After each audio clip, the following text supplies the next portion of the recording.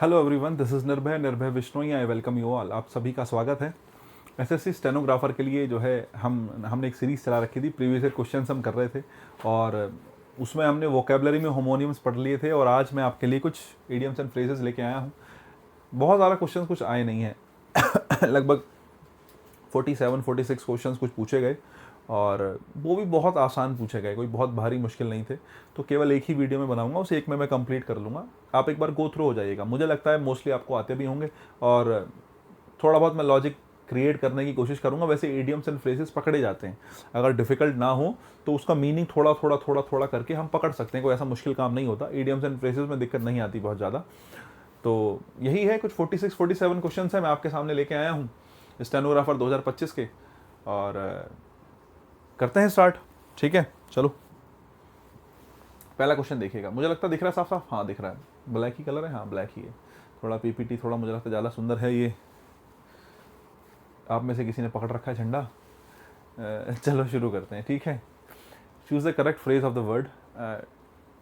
Let's try to think outside the box. अब think outside the box क्या हो सकता है, सोच के बताओ। मैं तुमसे कहूँ कि बॉक्स के बाहर से सोच के देखो भी थोड़ा। थिंक आउटसाइड द बॉक्स का कॉन्टेक्स्ट यही हो सकता है यार, कोई बॉक्स है तुम्हारे पास, उसके बाहर तुम देख रहे हो, है ना। और बॉक्स क्या है? बॉक्स है एक दुनिया, है ना, एक एक संसार जिसके बाहर तुम्हें देखना है, ठीक है। नहीं, सारी दुनिया बॉक्स में एक पूरी दुनिया है जो जो सोच रही है, लेकिन तुमने बॉक्स के बाहर की सोची। वही है कि बॉक्स के बाहर की सोची तो तुमने सबसे अलग सोचा। तुमने सबसे अलग सोचा तो सबसे अलग सोचने के लिए कौन सा ऑप्शन है? पहला, दूसरा, तीसरा, चौथा सोच के देखो। पहला ही ऑप्शन देख लो, to consider unconventional and creative solution, ठीक है। नहीं, अनकन्वेंशनल जो अनकन्वेंशनल हो, जो जनरली ना सोचा जा रहा हो, ठीक है। नहीं, जो औरों को कन्विंस ना कर पाए, आपका अलग है थोड़ा सा ऑप्शन वो। एंड क्रिएटिव सॉल्यूशन आपने सोचा, आउट ऑफ द बॉक्स सोचा। मेरे हिसाब से आंसर ए फॉर एप्पल ही होना चाहिए। बाकी देख लो। रिजेक्ट ऑल द सॉल्यूशंस, गलत है। Solve problems using only existing rules, ये तो अपोजिट हो गया। अगर वही रूल्स को लेके करेंगे तो अपोजिट हो गया। टू फॉलो ट्रेडिशनल मेथड्स, गलत। अलग आपने बिल्कुल क्या सोचा? क्रिएटिव सॉल्यूशन आपने सोचा। That is what thinking outside the box. Next देखिएगा, a slip of tongue. Slip of tongue, slip मतलब जो है फिसल जाना, टंग मतलब जबान का। कई बार आपकी जबान फिसल जाती है, आप कुछ ऐसा बोल देते हैं जो बोलना नहीं चाहिए।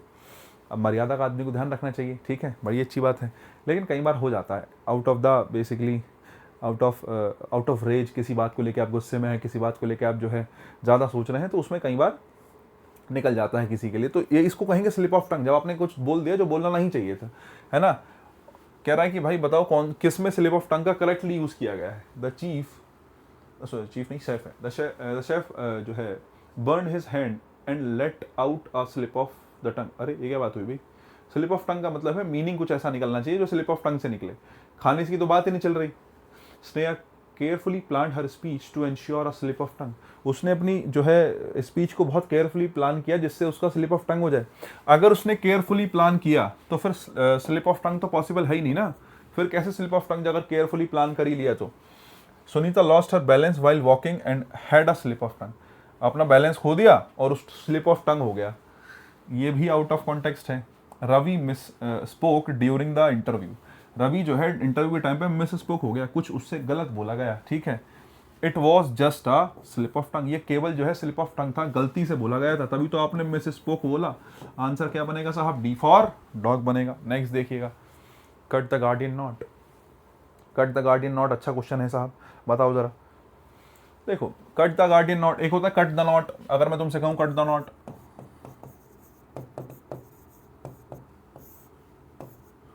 तो basically to solve the problem ही है। अगर मैं बात करूं कट द नॉट की तो क्या होगा? To solve the problem. आपने जो है किसी समस्या को सॉल्व किया, कट द नॉट। लेकिन आप इसकी बात नहीं कर रहे हैं, गार्डियन नॉट की बात कर रहे हैं। किसकी बात कर रहे हैं आप? गार्डियन नॉट की बात कर रहे हैं। लाल से लिखा है क्या? देखो, गार्डियन नॉट की बात करें तो गार्डियन जो शब्द है ना, ये गार्डियस से लिया गया है। गार्डियस एक व्यक्ति था, है ना। बहुत पुराने जमाने की बात है, इतिहास में थोड़ा सा जाओगे तो ये गार्डियन है, गार्डियन नहीं है। गार्डियन जो है गार्डियस है। अब गार्डियस एक व्यक्ति था, ठीक है। नहीं, जिसने, नॉट होता है गिठा, आपने किसी चीज़ को बांधा है, उसको जो बहुत अच्छे से आपने किसी को बांध दिया, गिठा बांधना जो है वो नॉट है। तो गार्डियन ने क्या करता था, गार्डियन के पास अपना जो था बैलगाड़ी वगैरह थी, तो उसको बांधने के लिए उसने बहुत कस के बांध दिया। और वो इस तरीके से बांधी गई कि किसी को उसका एज ही नहीं मिला, कि वो जैसे होता है ना, कोई चीज़ बांधी है, गिठा बांधने के लिए उसका कोना चाहिए जिससे खोल लें, तो वो मिला ही नहीं, किसी को एज ही नहीं मिल पाया। और उसके उसी का रीज़न ये रहा कि भाई किसी को एज नहीं मिला, तो बड़ा कन्फ्यूजन रहा कि यार कौन है, बहुत कॉम्प्लेक्स उसने जो है नॉट बांध दी थी, ठीक है, और उसका एंड जो है हिडन एंड था, तो मतलब बड़ा बहुत उसको फिर खोलने के लिए बहुत अलग अलग जगह से लोग बुलाए गए, काइंड ऑफ थ्योरी है इसके पीछे ऐसी। तो मैं कुल मिला के समझाना चाह रहा हूँ, अगर गार्डियन नॉट है, अगर गिठा जो है गार्डियन ने बांधी है, तो उसका मतलब बहुत मुश्किल काम होगा, एक जो है डिफिकल्ट टास्क होगा, एक प्रॉब्लम होगा, और जिसका बहुत ज़्यादा बोल्डली आपको सामना करना पड़ेगा।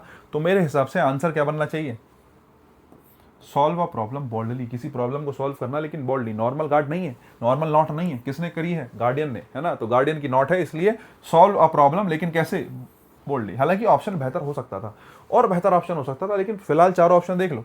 क्रिएट अननेसेसरी कॉम्प्लिकेशंस, बिना बात की कॉम्प्लिकेशंस क्रिएट कर रहे हैं, नहीं। डिसएग्री, अथॉरिटी से डिसएग्री कर रहे हैं, नहीं। टू अनरिलेटेड इशू टुगेदर, अच्छा, टाई अनरिलेटेड इश्यूज टुगेदर, गलत। तो मीनिंग वही निकलेगा, इफ एक केवल डिफॉल्ट डॉग। नेक्स्ट देखो, cast pearls before swine, cast pearls before swine. अब इसका मतलब देखो सीधा सा है, कास्ट का मतलब है फेंकने से, किसी को दे देना, जैसे कास्ट होता है, जैसे मैं अभी ये तुम्हारे सामने हूं तो ये कास्ट ही हो रहा है, इसको क्या कहेंगे, टेलीकास्ट हो रहा है। वीडियो तुम्हारे सामने आ रही तो क्या है, टेलीकास्ट है। कास्ट का मतलब किसी को कुछ देना, तो कास्ट का मतलब है फेंकने से हो जाएगा, ठीक है साहब, फेंक दिया। पीएल्स मतलब होगा मोती, है ना, मोती जो है, जो जैसे कह सकते हैं समुद्र से मिलते हैं ना, वो पीएल्स, उसको मोती बोल देते हैं।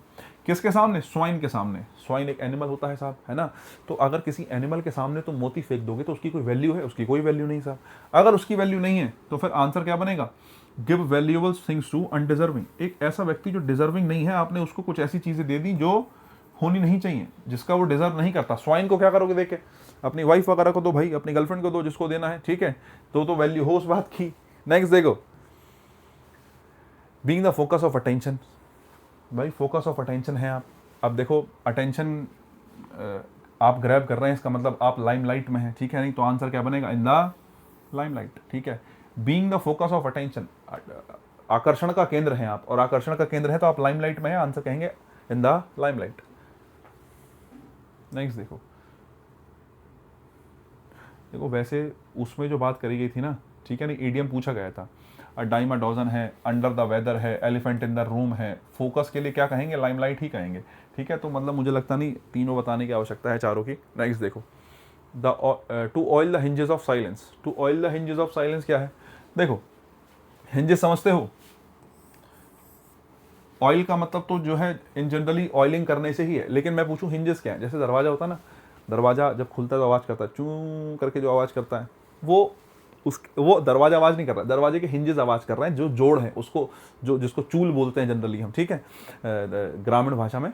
तो और हिंजेस जो हैं उसके दरवाजे के, जिससे वो जुड़ा हुआ है, वो जनरली आवाज़ करते हैं। लेकिन अगर आप उन हिंजेस को ऑयल कर देंगे, अगर आप उन हिंजेस को ऑयल कर देंगे तो वो साइलेंस में चेंज हो जाएगा, शांति आ जाएगी उसमें, मतलब आवाज़ नहीं करेगा वो। तो वही सिचुएशन है, जब कोई चीज़ गड़बड़ कर रही है तो उसको ब्राइव कर दो, है ना। ऐसी कोई चीज़, ऐसे कोई हिंजेस जो परेशान कर रहे हैं, उनको ऑयल करके क्या कर सकते हैं, साइलेंस कर सकते हैं। अगर आप टू ब्राइव समवन, किसी को जो है रिश्वत खिला दी, क्या करने के लिए, बोले भाई साहब चुप रहना, बिल्कुल किसी को ये बात मत बताना कि मैंने ये कर दिया है, ठीक है। To bribe someone to remain quiet, to bribe someone to remain quiet, A for apple. Next देखिएगा, go the extra mile, go the extra mile. अब अगर आप एक्स्ट्रा माइल जा रहे हैं, अगर आप थोड़ा सा एक्स्ट्रा गए हैं, तो सोच के बताइए, अगर मैं कहूँ आप एक्स्ट्रा माइल गए, आपने थोड़ा सा जो है दूरी ज़्यादा तय करी, इसका मतलब आपने थोड़ा सा एफर्ट ज़्यादा किया। एक्स्ट्रा माइल का मतलब तो मील से है हिंदी में कहें तो, और थोड़ा सा एक्स्ट्रा आप गए मतलब आपने एफर्ट भी थोड़ी सी एक्स्ट्रा करे हैं। और अगर एफर्ट एक्स्ट्रा करे हैं तो आप कहेंगे वर्क हार्डर देन एक्सपेक्टेड, जो उम्मीद थी उससे ज़्यादा आपने काम किया, आप एक्स्ट्रा माइल गए। नेक्स्ट देखिए, take to task, take to task, take to task क्या है साहब, एकदम डिमांड पे लेना, एकदम, है ना, डिमांड पे क्या, रिमांड पे लेना, डिमांड पे तो क्या, टेक टू टास्क होता है किसी को रिमांड पे लेना। जैसे हम कहते हैं कि भाई टीचर, द टीचर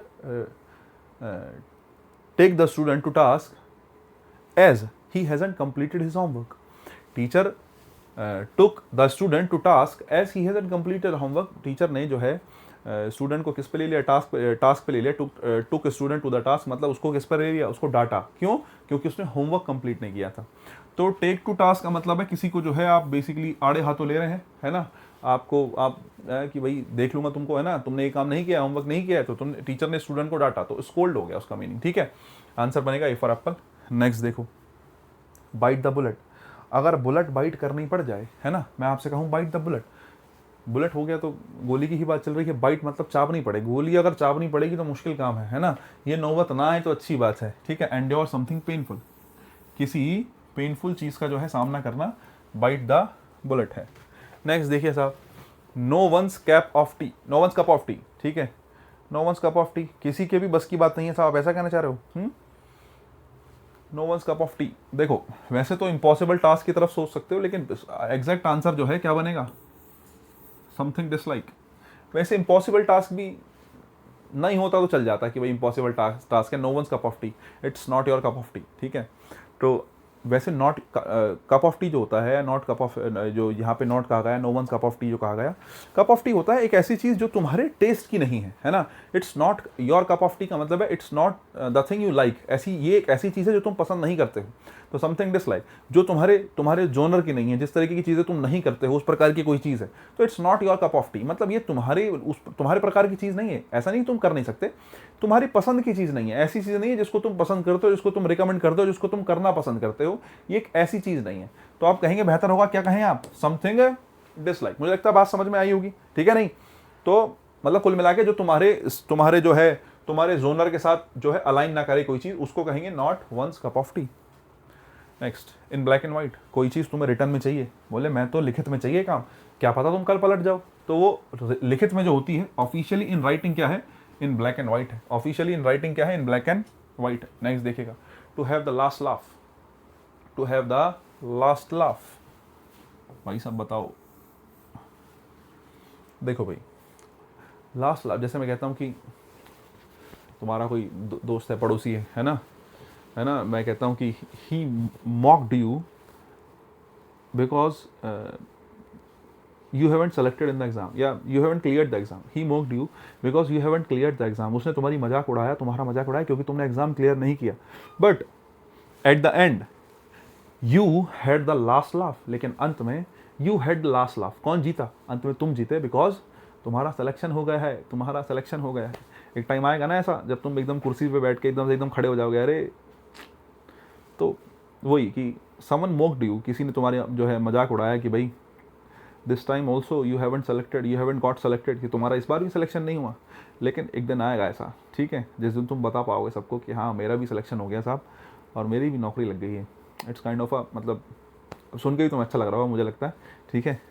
तो to have the last laugh मतलब इवेंचुअली सक्सेसफुल, लास्ट में आके आप क्या हो गए साहब, सफल हो गए, तो eventually successful, to have the last laugh. Next देखिएगा, गिव समवन कोल्ड शोल्डर, भाई ये वन वर्ड में, सॉरी इसमें वन वर्ड कह रहा हूँ, फिल इन द ब्लैंक में पूछा गया, एरर वगैरह में पूछा गया है शब्द, कोल्ड शोल्डर बहुत पूछ रहा है।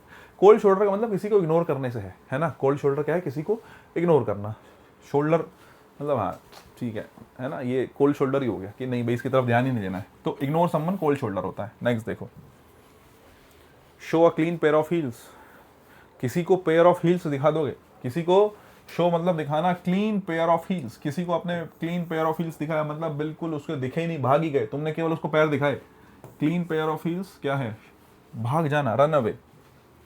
नेक्स्ट देखो, to turn over a new leaf, to turn over मतलब एक तरीके से खोल के देखना, पलट देना, a new leaf, new leaf मतलब एक नए पत्ते की तरफ, लीफ होता है पत्ता, जब आप कोई चीज़ सॉल्व कर रहे हो तो आपको नहीं मिल रहा कोई रास्ता, तो आपने शुरू से करना शुरू किया, एक नई लीफ जो है ओपन करी, इसका मतलब है एक नया रास्ता आपने खोजा, एक नया रास्ता आपने खोजा, मतलब आप कहेंगे स्टार्ट अफ्रेश, कोई चीज़ आपने बिल्कुल अफ्रेश मतलब नए तरीके से एकदम सोचना शुरू किया, ठीक है। बाकी सारे मीनिंग तो जो है मुझे लगता है अपोजिट ही निकल रहे हैं। नेक्स्ट देखो, टूथ एंड नेल, ठीक है, तो ये छोड़ूंगा नहीं आज, टूथ एंड नेल है क्या, in a secretly silently without any tools with full strength and determination, ये आगे D for dog, with full strength and determination, पूरी तुमने कोशिश करी, पूरा अपना जी जान लगा दी, तो you fought tooth and nail, with मत लगा देना, you fought tooth and nail, कि तुम जो है बिल्कुल डिटर्मिनेशन से लड़े, ठीक है। नहीं, you tried tooth and nail मतलब तुमने अपनी पूरी शक्ति से ट्राई किया, डिटर्मिनेशन से ट्राई किया, आंसर बनेगा डी फॉर डॉग। नेक्स्ट आ जाओ, face the music, face the consequences, music जो है बेसिकली डिफिकल्टी के लिए लगाया जाता है, ईडियम्स वगैरह में म्यूजिक जो है डिफिकल्टी को ही दिखाता है, पॉजिटिव मत समझना, ठीक है, मतलब ऐसे पॉजिटिव भी आ जाता है, मैं ये नहीं कह रहा, लेकिन हाँ इन जनरल जो है म्यूजिक का सेंस नेगेटिव कॉन्टेक्स्ट में ही जाता है। So you have to face the music, तुम्हें जो है इसका हर्जाना भुगतना पड़ेगा, तो फेस द म्यूजिक क्या होगा, face the consequences, bear consequences, answer बनेगा बी फॉर बॉल। नेक्स्ट देखिए साहब, a picture is worth 1000 words, a picture is worth 1000 words. 18 number देखो, चार ऑप्शंस दिए हैं, which are the following sentence correctly use the idiom. कौन से sentence में ईडियम का बहुत करेक्ट तरीके से, बहुत बढ़िया तरीके से यूज किया गया है। अ पिक्चर इज वर्थ 1000 वर्ड्स, देखो वर्थ एक पिक्चर जो 1000 शब्दों के, वर्थ 1000 वर्ड्स के बराबर है।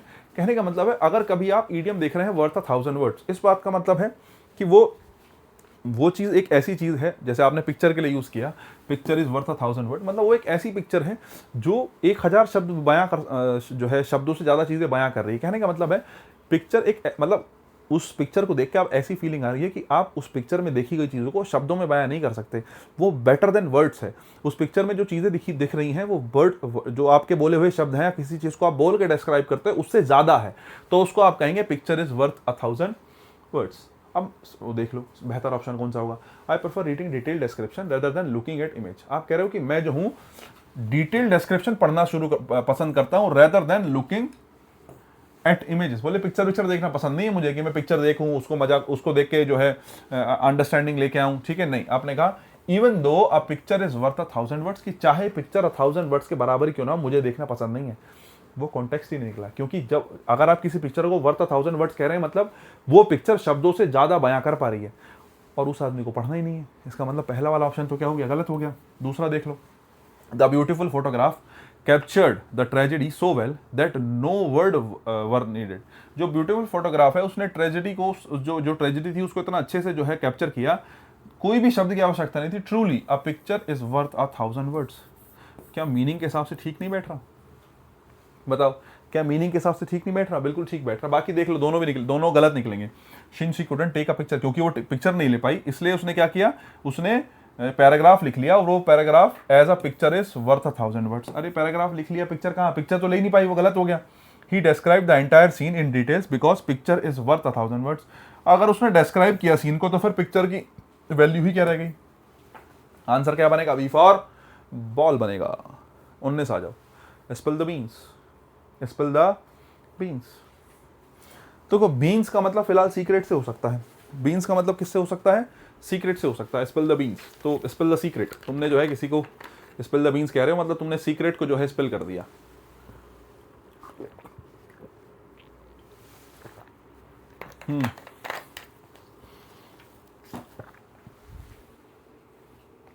तो मैं कह रहा था स्पिल द बीन्स की हम बात कर रहे थे, क्या मीनिंग निकलेगा? देखो बीन्स से वैसे बहुत सारे इडियम्स बनते हैं। फिलहाल स्पिल द बीन्स की बात करें तो क्या होगा, जैसे एक तो फिलहाल इसी की बात कर लो पहले, चलो। किसी का कोई सीक्रेट है, तुमने अगर वो रिवील कर दिया, सो you have spill the beans, you have spill the beans, ठीक है। तुमने जो बीन्स मतलब मटर वगैरह की बात चल रही है, ऐसे तो मीनिंग तो लिटरल मीनिंग तो वही निकलता है। अगर तुमने वो बिखेर दिए, मतलब वो सबके पास चले गए। बीन्स अगर तुमने बिखेर दिए, मतलब जितने लोग थे वो सबके पास चले गए। इकट्ठे रखे थे तुम्हारे पास थे, सबके पास चले गए, फैल गए। फैल गए मतलब क्या हो गया? तुमने सीक्रेट जो है रिवील कर दिया, ठीक है। एक होता है फुल ऑफ बीन्स, ठीक है। एक इडियम होता है क्या? Full of beans. अगर मैं कहूं, एक होता है know his beans, he knows his beans one's कह लो, ठीक है। तो फुल ऑफ बीन्स का मतलब होता है फुल ऑफ एनर्जी, है ना, एनर्जेटिक, ठीक है। फुल ऑफ बीन्स क्या होगा? एनर्जेटिक होगा, ठीक है। एक होता है नो वंस बीन्स, मतलब तुम्हें पता है कि तुम क्या कर रहे हो, है ना, टू नो वंस वर्क, अपने काम को जानना, अपने काम को समझना क्या है? नो वंस बीन्स है। फुल ऑफ बीन्स होता है फुल ऑफ एनर्जी, एनर्जेटिक होना। बहुत है मुझे लगता है। Steel समवर्स thunder. थंडर क्या होगा ये बताओ? थंडर होता है साउंड ऑफ लाइटनिंग। थंडर जो होता है, थंडर जैसे हम कहें कि भाई थंडर बोल्ट ऐसे करके वो आता है एक। चलो खैर, कुल मिला के थंडर का मीनिंग होगा, मैं एग्जांपल जो है दायां बायां ना निकल जाऊं, आप कह सकते हैं थंडर मतलब साउंड ऑफ लाइटनिंग।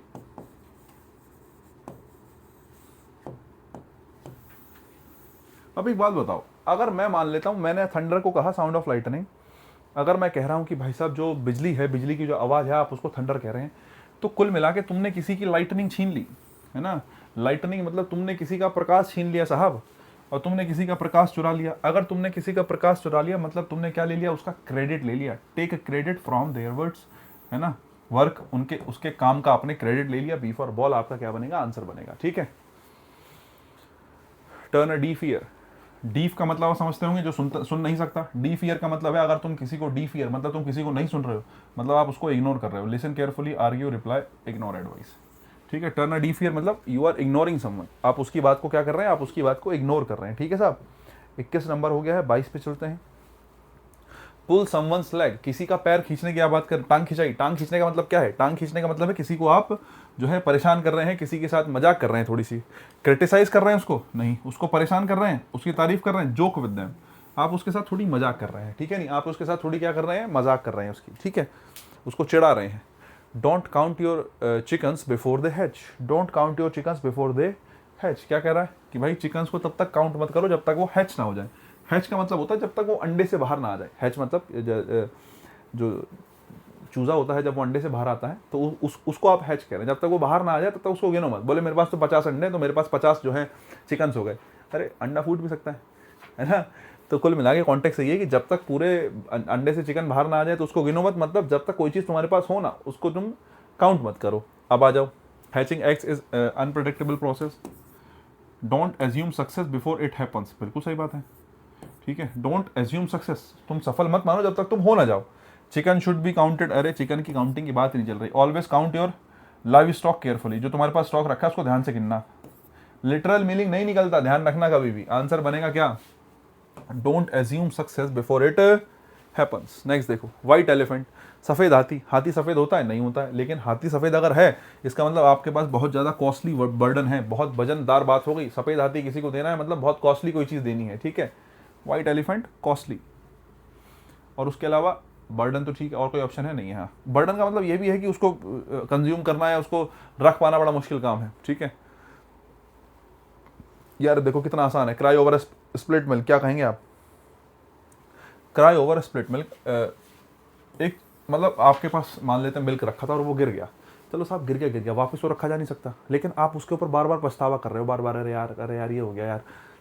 बार बार नहीं करना है, बार बार पछतावा नहीं करना है। क्या होगा, वापस तो वो चीज़ होने से गई या वापस तो वो चीज़ आने से गई। तो कहने का मतलब है आप किसी पास का कोई लॉस, आपका मिल्क गिर गया है, उसका मिल्क गिरना तो एक एग्जांपल हो गया, कोई भी चीज़ आपके नुकसान में चलेगी या फिर भी उसके ऊपर बार बार जो है कि यार मेरा नुकसान हो गया, गलत है। तो वही चीज़ है रिग्रेटा पास्ट लॉस, आप पास्ट के लॉस को बार बार क्या कर रहे हैं साहब, रिग्रेट कर रहे हैं। ठीक है, नेक्स्ट आ जाओ।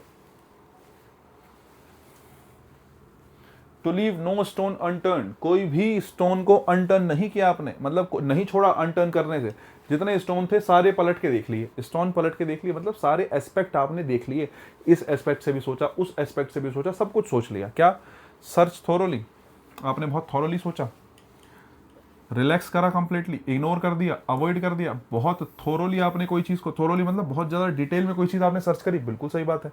हर एक स्टोन को पलट के देखा, हर एक एस्पेक्ट को पलट के देखा। ऑन क्लाउड 9, भाई बहुत पूछा जाता है। ऑन क्लाउड 9 9वें आसमान पे, 7वें आसमान पे होता है ना, मतलब आप बिल्कुल एकदम बहुत 7वें आसमान पे, अरे आज तो मजा ही आ गया यार, पूछो मत क्या हुआ। ऑन क्लाउड 9 क्या, वेरी हैप्पी, हैप्पी तो है ही नहीं, अच्छा है तो सही, एक्सट्रीमली हैप्पी, बहुत खुश हैं आप। नेक्स्ट देखो, फ्लॉग अ डेड हॉर्स, भाई फ्लॉग समझते हो क्या होता है, फ्लॉग करना, ठीक है नहीं, तो फ्लॉग अ डेड हॉर्स, देखो जो चाबुक होता है ना उसको, घोड़े को जब चला रहे होते हैं तबड़क तबड़क हम, तो वो वही है फ्लॉग अ डेड हॉर्स। तुम डेड हॉर्स को फ्लॉग करने की कोशिश कर रहे हो जो कि नहीं होगा क्योंकि वो डेड है। तो you basically waste time on a lost cause, एक ऐसी चीज़ पर टाइम वेस्ट कर रहे हो एक लॉस्ट कॉज पे, क्योंकि जो है जो हॉर्स है वो डेड हो गया। तो आप ये कहना चाह रहे हो कि आप उसको चलाने की कोशिश कर रहे हो जो कि वेस्ट ऑफ टाइम है, उसको फ्लॉग कर रहे हो कि भाई चल चल चल, नहीं पॉसिबल है वो। मतलब मैं कॉन्टेक्स्ट बता रहा हूँ कि मीनिंग कैसे निकाल सकते हो आप, बाकी लिटरल मीनिंग ये नहीं होता। लिटरल मीनिंग होता है क्या, waste time on a lost cause, एक ऐसी चीज़ पर टाइम वेस्ट करना जो कि अब पॉसिबल नहीं होना, जो चीज़ अब खत्म हो चुकी है। Barking up the wrong tree, barking up, वैसे बार्क का मतलब तो जो है भौंकने वगैरह से निकल जाएगा, लेकिन रॉन्ग ट्री, गलत पेड़ के पास जाके, रॉन्ग ट्री का मतलब यहाँ गलत पेड़ नहीं गलत पर्सन है। बार्किंग अप का मतलब है आप किसी गलत पर्सन के साथ जाके आर्ग्यूमेंट कर रहे हैं। बार्किंग अप तो आर्ग्यूमेंट से हो गया, क्योंकि अगर हम नॉर्मल बोलने की बात कर रहे होते तो नॉर्मल बोलना ही है ही, लेकिन बार्किंग अप कर रहे हैं मतलब किसी का आप बहुत एकदम तना तनी चल रही है, और बार्किंग अप हो गया आर्ग्यूमेंट करने से, और रॉन्ग ट्री का मतलब है रॉन्ग पर्सन से, तो रॉन्ग पर्सन से आर्ग्यूमेंट करना barking up the wrong tree है। अपोलोजाइज करना, किसी को प्रेस करना, एक्यूज करना, प्रेजिंग समवन, अपोलोज, एक्यूजिंग रॉन्गली, अच्छा ठीक है ये सक्सीडेड हो गया, accusing wrongly. Barking up the wrong tree, गलत पर्सन से आगे आर्ग्यू कर रहे हैं, गलत पर्सन पे एक्यूज कर रहे हैं, ठीक है, तो एक्यूजिंग रॉन्गली आ जाएगा, आंसर बनेगा सी फॉर कैट, ठीक है। 30 नंबर देखो साहब, cut no ice, cut no ice. देखो यहाँ आइस जो है वो बेसिकली इफेक्ट है ना, have no effect. Cut no ice मतलब जो काम तुमने करा उसने कोई भी आइस को कट नहीं करा, आइस को कट करने का मतलब है उस बात का कोई इफेक्ट नहीं पड़ा, है ना। Your words have cut no ice, तुम्हारे शब्दों ने कोई प्रभाव नहीं डाला। Your words have cut no ice on her, तुम्हारे शब्दों से उस पर कोई फर्क नहीं पड़ा, कोई इफेक्ट नहीं पड़ा। तो कॉन्टेक्स्ट सही है, कट नो आइस का मतलब है कोई प्रभाव न पड़ना। यहाँ पर आइस का मतलब किससे ही है, इफेक्ट से ही है, ठीक है। हैव नो इफेक्ट, आ जाओ जरा। टू ग्रेस्प एट स्ट्रॉज, देखो ग्रेस्प और स्ट्रॉज का मतलब पता होगा तो मुझे लगता है बात पकड़ जाओगे, ठीक है। नहीं, ग्रेस्प का मतलब होता है एकदम किसी को किसी चीज़ को कस के पकड़ लेना, जैसे ये पेन है मैंने अभी नॉर्मल पकड़ रखा है, लेकिन मैं ऐसे पकड़ दूँ कि भाई टू ग्रेस्प, ठीक है। एट स्ट्रॉज, स्ट्रॉज होता है तिनका, है ना, स्ट्रॉज क्या होगा, तिनका समझते हो ना, जैसे घास का तिनका होता है, उसी की बात चल रही है स्ट्रॉ। तो स्ट्रॉ तो हो गया साहब तिनका, ग्रेस्प होता है साहब कस के पकड़ना, है ना, किसी चीज़ को पकड़ने की आप बात कर रहे हैं। जब आप स्ट्रॉ को पकड़ के ही सोचेंगे कि आप बच जाएंगे, है ना, तो ये बेसिकली वो डूबते को तिनके का सहारा होता है ना, कि डूबते व्यक्ति को तिनके का सहारा, तो वही वाला कॉन्टेक्स्ट है। टू ग्रैस्प एट स्ट्रॉज मतलब आप तिनके को पकड़, मतलब तिनके से भी आप उम्मीद लगा के चल रहे हैं कि यार इससे भी कुछ ना कुछ हो जाएगा। तो कुल मिला के आप कोशिश कर रहे हैं कि आप किसी भी बेकार चीज़ से भी कुछ ना कुछ जो है, आप इतने परेशान हैं, डेस्परेट हैं, और डेस्परेट होकर कुछ गलत चीज़ कर रहे हैं ज़बरदस्ती, जिसका कोई फायदा नहीं है, जो कोई आउटपुट नहीं दे सकता। तो टू ग्रैस्प एट स्ट्रॉज का होगा टू ट्राई डेस्परेट मीजर्स, है ना, डेस्परेट होकर आप कोई भी तरीका ट्राई कर रहे हैं, इसका कोई फायदा नहीं, इसका कोई मतलब ही नहीं है, ठीक है। तो टू ग्रैस्प एट स्ट्रॉज होगा टू ट्राई डेस्परेट मीजर्स, ठीक है। नेक्स्ट आओ, थ्रो इन द टॉल, बताओ भाई। देखो थ्रो इन द टॉल जो है ये वाइट फ्लैग की बात चल रही है, ठीक है। Throw in the tall, towel कैसा होता है, वाइट होता है, बोले सर दूसरे कलर का भी हो सकता है, बात सही है। देखो मैं बताता हूँ, जो हम जब सफ़ेद झंडा दिखा रहे होते हैं तो हम शांति जो है की बात कर रहे होते हैं। कभी भी आप वाइट फ्लैग दिखाएंगे मतलब आप ये कहेंगे कि हम शांति चाहते हैं साहब, है ना। तो थ्रो इन द टॉवल जो है वो वाइट फ्लैग ही है, क्या ही है वो, वाइट फ्लैग ही है। ये जो इडियम है ये बहुत पुराने समय से लिया गया है। जब पहले ऐसा होता था बॉक्सिंग वगैरह के टाइम पे, जब दो जो दो लोग जो है फाइट कर रहे होते थे, बॉक्सिंग कर रहे होते थे बॉक्सिंग मैचेस में, तो उसमें क्या होता था, कोच जो है वो टॉवल को थ्रो कर देता था एज अ सिग्नल। जब कोच के पास टॉवल होती थी, मतलब जो भी है, तो कोच ने टॉवल को थ्रो कर दिया, और वो जो टॉवल को थ्रो करते थे वो सिग्नल होता था कि हमारा जो प्लेयर है, हमारा जो बॉक्सर है, वो बहुत ज़्यादा इंजर्ड हो गया है, अब वो आगे नहीं लड़ सकता, है ना, अब वो आगे नहीं लड़ सकता, बहुत ज़्यादा वो इंजर्ड है। तो उस सिचुएशन से, वहीं से ही जो है इडियम उठाया गया, थ्रो इन द टॉल। मतलब आप वाइट फ्लैग दिखाना चाह रहे हैं, बेसिकली आप कहना चाह रहे हैं कि हमारा वाला बंदा जो है बहुत ज़्यादा इंजर्ड है, अब नहीं उठा, अब नहीं खेल सकता वो। मतलब हम क्या कर रहे हैं, हम गिव अप करते हैं, हम क्या करते हैं, हम गिव अप करते हैं, हम जो है वाइट फ्लैग दिखा रहे हैं, शांति दिखाने की बात करते हैं, तो थ्रो इन द टॉल होगा गिव अप। नेक्स्ट देखो, jump the gun, jump the gun बोले सीधे बंदूक पे आ गए, पहले चाकू होना चाहिए था, है ना, चाकू हो, नॉर्मल चाकू हो, फिर कानपुरी हो, उसके बाद बंदूक पे आए, हैं, ऐसी तो बनता गैंगस्टर। चलो खैर, कॉन्टेक्स्ट ये है, जंप द गन होगा कि जब आप सीधे ही किसी कंक्लूजन पे आ गए। जंप द गन होगा कि आपने बीच की चीज़ें छोड़ दी, है ना।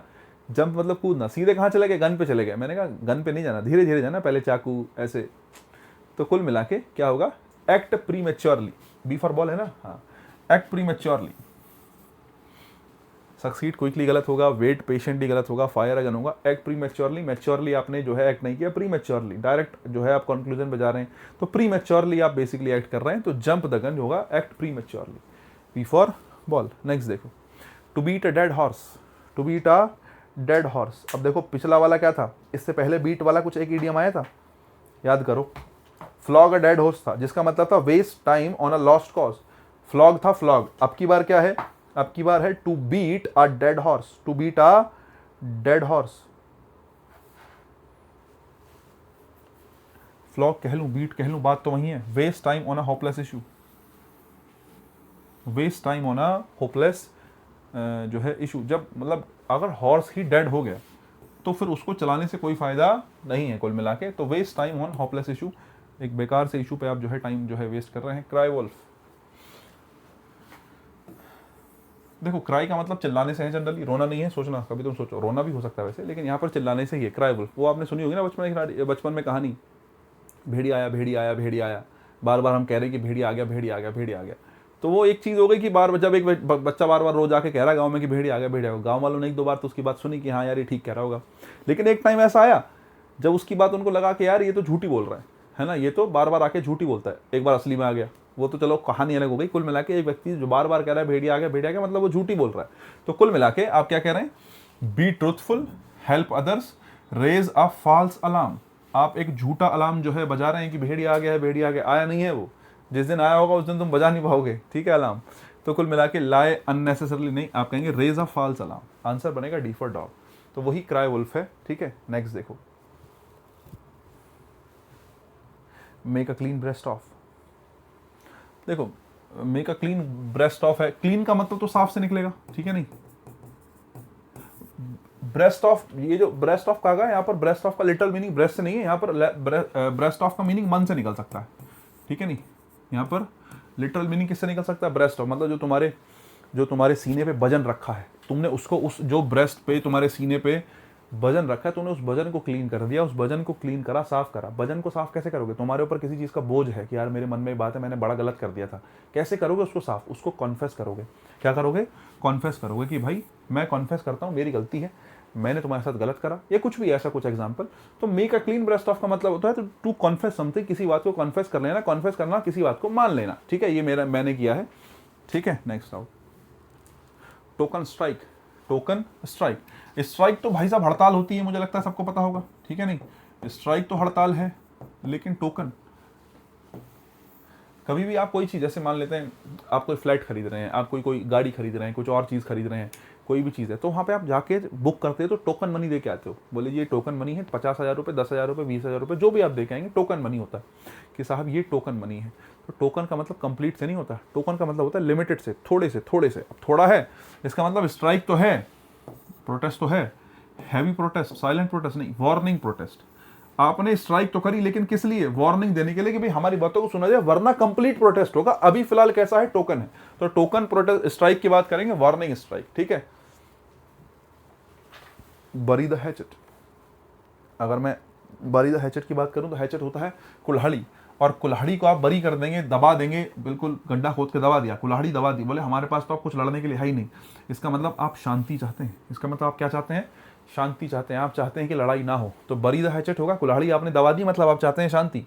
You want to make peace, आप शांति बनाए रखना चाहते हैं। तो आंसर बनेगा डी फॉर डॉग।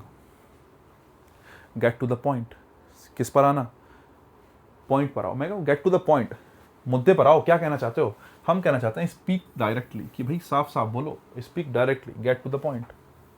नेक्स्ट आ जाओ, jack up the rates. Jack up the rates, बताओ साहब, अब तुम्हें अप द रेट से ही समझ में आना चाहिए, अप द रेट से ही क्या आना चाहिए, समझ में आना चाहिए। अगर आप रेट्स को अप कर रहे हैं, है ना, रेट्स को क्या कर रहे हैं, अप कर रहे हैं। जैकअप का मतलब उठाने से ही है कि जैकअप द रेट्स, आपने प्राइस को क्या कर लिया, अनचेंज्ड, यही ऑप्शन बेहतर है। इंक्रीज प्राइजेस, प्राइजेस को क्या कर दिया आपने, इंक्रीज कर दिया। So you jacked up the rates, ठीक है। जैकअप बेसिकली एकदम से बढ़ाने के लिए आता है, ये तुम्हें पता होना चाहिए। जैकअप होता है एकदम से बढ़ाना। नेक्स्ट, स्पीक योर माइंड, ठीक है नहीं, speak your mind. Speak your mind का मतलब है, जैसे मैं तुमसे कहूँ कि योर माइंड, तुम्हारे दिमाग में कोई बात आ रही है, तुम अपने दिमाग में कुछ सोच रहे हो, तुम्हारे दिमाग में कुछ ना कुछ चल रहा है, तुम्हारे एक्सप्रेशन में पढ़ने के बाद कहता हूँ हाँ भाई क्या आ रहा है दिमाग में, बताओ बता दो, तुम क्या सोच रहे हो, बताओ क्या कहना चाहते हो, बताओ। तो एक्सप्रेशन पढ़ के पता चल जाता है। तो your mind, speak your mind, जो दिमाग में आ रहा है वो बोलो, जो दिमाग में आ रहा है वो बोलो। तो वही क्या, एक्सप्रेस फ्रैंकली, फ्रैंकली एक्सप्रेस करो जो तुम्हारे दिमाग में आ रहा है। तो स्पीक योर माइंड का मतलब होता है टू एक्सप्रेस फ्रैंकली। नेक्स्ट 41 के बाद क्लचिंग द स्ट्रॉ, वही स्ट्रॉ वाली बात है। क्लचिंग का मतलब भी किससे है, क्लचिंग का मतलब भी पकड़ने से ही है ना। आपने पकड़ के रखा है किसको, स्ट्रॉ को। अगर आप स्ट्रॉ को कस के पकड़ रहे हो और सोच रहे हो कि आप बच जाओगे, मान लेते हैं तुम पानी में हो, तुम्हें लग रहा है कि मैं किसी चीज़ से बच जाऊँ, मैं डूब ना जाऊँ, तो तुम्हें तिनका मिल गया, तुम तिनके को सहारा मान के चल रहे हो, क्या उससे बच जाओगे, नहीं बचोगे, है ना। तो स्ट्रॉ वाले, वो एक जो पहले इडियम था, एक ये था, कोई भी अगर ऐसा कॉन्टेक्स्ट है तो क्लचिंग द स्ट्रॉ है, स्ट्रॉ को पकड़ के तुम नहीं बच सकते हो। होपिंग विदाउट रीजन, बिना किसी रीजन के तुम क्या कर रहे हो, होप कर रहे हो, कह रहे हो मुझे तो स्ट्रॉ मिल गया मैं तो बच जाऊंगा, नहीं बच सकते साहब। आ जाओ जरा next, seat on the fence, seat on the fence. अब जैसे मैं तुमसे कहता हूँ कि एक पार्टी ए है एक पार्टी बी है, यूपी में चुनाव भी आने वाले हैं आजकल, और जो है हमारा माहौल हमारा बड़ा बढ़िया रहता है, एकदम एकदम ऐसा बढ़िया माहौल होता है गांव वगैरह में कि भाई जब इलेक्शन आए होते हैं, पंचायती के इलेक्शन आने वाले हैं, ठीक है, तो मैं तुमसे पूछूं कि तुम ए पार्टी की तरफ हो या बी पार्टी की तरफ हो, मैं पूछूं तुम ए पार्टी की तरफ हो या तुम बी पार्टी की तरफ हो, तो तुमने कहा नहीं भाई मैं तो किसी भी तरफ नहीं हूँ, I am just sitting on the fence, I am just sitting on the fence, मतलब ये तुम हो, समझे, ये हो तुम, ये तुम बैठे हो फेंस पे, ठीक है, I am just sitting on the fence, कि मैं तो भाई साहब फेंस पे बैठा हूँ, मैं किसी भी पार्टी की तरफ नहीं हूँ। तो आप क्या कहेंगे, ना तो आप ए की तरफ हो, बोले जी ना मैं बी की तरफ हूँ, मैं तो क्या हूँ, न्यूट्रल हूँ। टू स्टे न्यूट्रल, न्यूट्रल रहना, सिट ऑन द फेंस है, स्टे न्यूट्रल, न्यूट्रल रहना, सिट ऑन द फेंस, ठीक है साहब। नेक्स्ट आ जाओ, all at sea, all at sea, देखो ये भी आसान ही है, ठीक है, नहीं, ऑल एट सी, अगर मैं कह रहा हूँ ऑल एट सी, देखो सी की बात करूँ तो सी में कोई डायरेक्शन नहीं होती, बोले सर होती है, हम पता कर सकते हैं, मतलब इन जनरल तो नहीं होती ना, हम जैसे लोगों के लिए तो नहीं है, बहुत कोई स्पेशल एफर्ट वाला आदमी है जो पता कर ले, और बहुत वास्ट है, बहुत बड़ा जो है सी की हम बात करें, बहुत ही बड़ा समुद्र होता है भाई साहब, और उसमें कोई डायरेक्शन भी नहीं है, कुछ नहीं है, तो हर एक चीज़ ऑल एट सी, सब कुछ जो है वो बहुत वास्ट चला गया, बहुत बड़े लेवल पे चला गया, तुम्हें पता नहीं चल रहा क्या, तुम सी के बीच में आ गए, सब कुछ जो है समुद्र में है, सब कुछ जो है फैला हुआ है बहुत बड़ा बड़ा, कहने का मतलब है सब कुछ जो है कन्फ्यूजन में है। ऑल एट सी का मतलब है बहुत वास्ट लेवल पे कोई चीज़ हो रही है, तुम्हें समझ में नहीं आ रहा क्या हो रहा है, इसका मतलब कन्फ्यूजन से रिलेटेड है। ऑल एट सी का मतलब you are confused, you are confused, ठीक है। 45, to go for a song, go for a song बोले केवल एक गाने के लिए, है ना, मतलब आप कहेंगे सस्ता कहाँ है यहाँ पे, ये रहा, to sold cheaply, to go for a song मतलब टू सोल्ड चीपली। नेक्स्ट आओ, टू बेल द कैट, भाई टू बेल द कैट, कौन रिस्क कौन लेगा ये बताओ। बेल द कैट मतलब होता है जो है, जो कैट है उसके गले में घंटी कौन बांधेगा, मेन समस्या ये है, कैट है बात ठीक है, लेकिन कैट के गले में घंटी बांधने का काम कौन करेगा, घंटी बांधनी है जिससे हमें पता चल जाए, अलार्म के लिए हमें पता चल जाए, लेकिन मैं पूछूं घंटी उसके गले में बांधने का कौन, रिस्क कौन लेगा, तो टू बेल द कैट होता है to take the risk, to take the risk, easy easy easy नहीं, to take the risk, to bell the cat, कौन गले में घंटी बांधेगा, बोले मैं बांधूंगा घंटी, मतलब रिस्क कौन लेगा, मैं लूंगा रिस्क, ऐसा।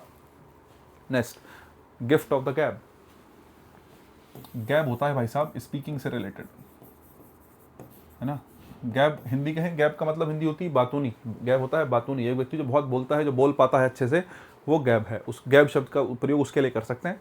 गिफ्ट ऑफ द गैब मतलब टैलेंट ऑफ स्पीकिंग, एक व्यक्ति जो बहुत अच्छा बोल पाता है, गिफ्ट मतलब एक टैलेंट से हो गया, किसका टैलेंट, गैब, स्पीकिंग का, बहुत अच्छा बोल पाने वाले व्यक्ति को गिफ्ट ऑफ द गैब कहेंगे। एग्जेगरेटिंग स्टोरीज, बढ़ा चढ़ा कर कहने वाला, quick decisions, ability to cook well, talent for speaking fluently and persuasively, मतलब एकदम परसुएसिवली, मतलब एकदम सामने वाले को एकदम राजी कर लोगे तुम, एकदम मना के चलोगे, तो talent for speaking fluent and persuasively हमारा क्या होगा, गिफ्ट ऑफ द गैब होगा। और ये हमारा जो है थैंक यू हो गया है आज के लिए गाइस, इतना ही रखते हैं, बाकी काम कल करेंगे। आप जो है ऑलमोस्ट सभी वीडियो के लास्ट में डिस्क्रिप्शन में टेलीग्राम का लिंक है, इंस्टाग्राम का लिंक है, अभी इंस्टाग्राम पे बहुत कुछ डालना शुरू नहीं करा, लेकिन जल्दी ही डालूंगा, रील्स वगैरह डालने की कोशिश करेंगे, और बने रहिए साथ में। पीडीएफ वगैरह के लिए आप टेलीग्राम पे चले जाओ, टेलीग्राम पे आपको जैसे ही वीडियो अपलोड होगी उसके साथ साथ पीडीएफ आपको मिल जाएगी, कोई समस्या की बात नहीं है। आज के लिए गाइस इतना रखते हैं, बाकी काम कल करते हैं, मिलते हैं ब्रेक के बाद, टाटा बाय बाय एवरीवन।